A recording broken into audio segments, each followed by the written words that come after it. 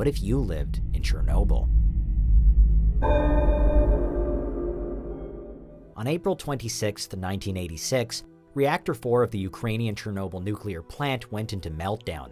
The explosion killed 2 workers and devastated the landscape, forcing evacuation as thousands fled the area. And it's remained that way for over 30 years. This is Unveiled, and today we're answering the extraordinary question, what if you lived in Chernobyl?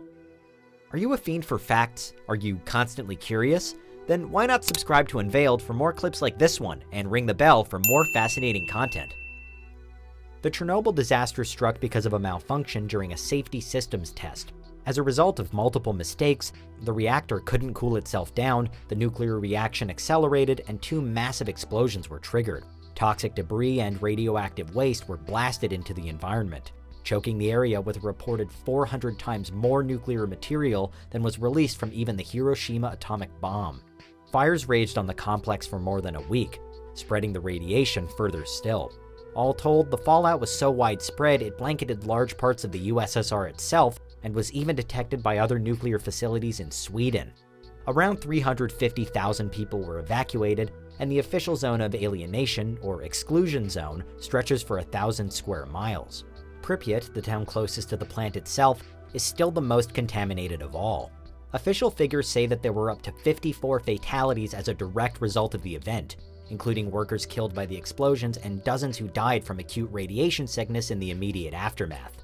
However, it's not known exactly how many people have died or will die because of the disaster in general, and estimates vary widely.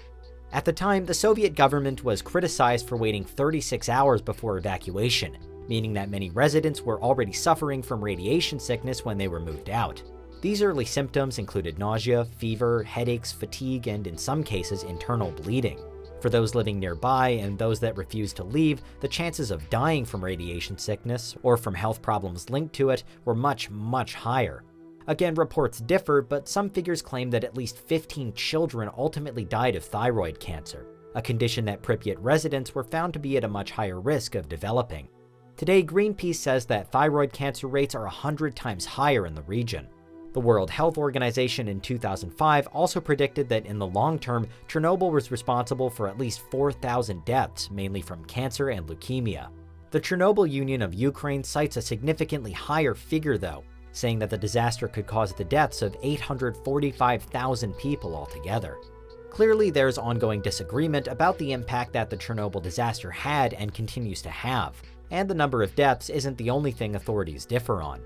Since 1986, there have been accusations of misinformation, downplaying the danger, and a supposed cover-up, first against the Soviet Union and now against the local and national government.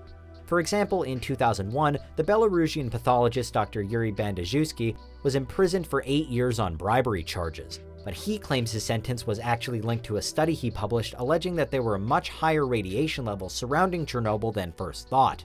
Bandazhuki's claim disputed official reports that radiation levels had fallen to lower than that of a standard X-ray. Whatever the truth, upon his release, Bandazhuki returned to Chernobyl to continue raising awareness of conditions in the zone. Despite all of the secrecy, however, we do know one thing for sure. The exclusion zone isn't full of radioactive mutants. No matter what sci-fi has us believe, it's just not how radiation sickness works. While there have been some genetic mutations recorded in the children of Chernobyl plant workers, the physical problems aren't as extreme as those seen in a superhero origin story.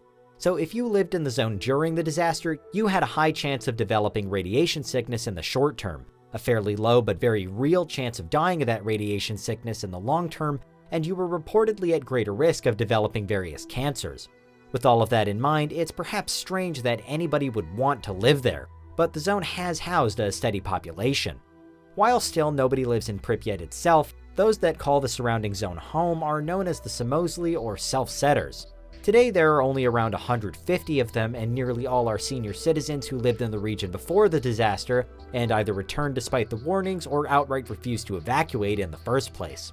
Most live in the town of Chernobyl, which, despite sharing the name, is further away from the Chernobyl plant itself and is just outside the 100% no-go black zone. Perhaps even more surprisingly, there are also a small number of Samozli immigrants who moved to the zone because it's incredibly cheap to live there. It's a difficult life though, as there's almost zero infrastructure, so most Samozli have to farm their own food, which could potentially be contaminated. It's a unique and extreme lifestyle. The zone isn't completely closed off to visitors either. Since the disaster, plenty of people have been allowed temporary entrance, including journalists, soldiers, politicians, researchers, and scientists. The most common reason why people venture beyond the safety parameters is for work. In fact, even the Chernobyl plant itself wasn't fully decommissioned until the year 2000, 14 years after it exploded. Today, liquidators are still employed to clean up the area, a goal the Ukrainian government hopes to achieve by 2065.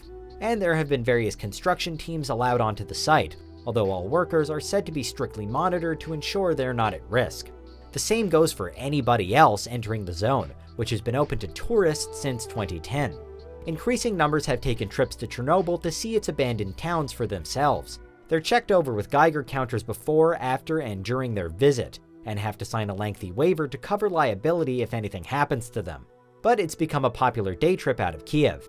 Interestingly, the exclusion zone has also become a unique spot for animals and wildlife, with many species actually flourishing in the wake of nuclear catastrophe. So there's another reason why more and more tourists are trying to get in.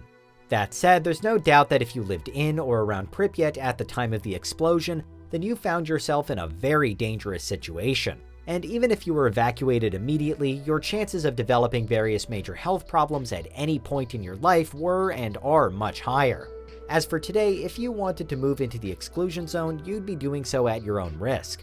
And that's what would happen if you lived in Chernobyl. What do you think? Is there anything we missed? Let us know in the comments, check out these other clips from Unveiled, and make sure you subscribe and ring the bell for our latest content.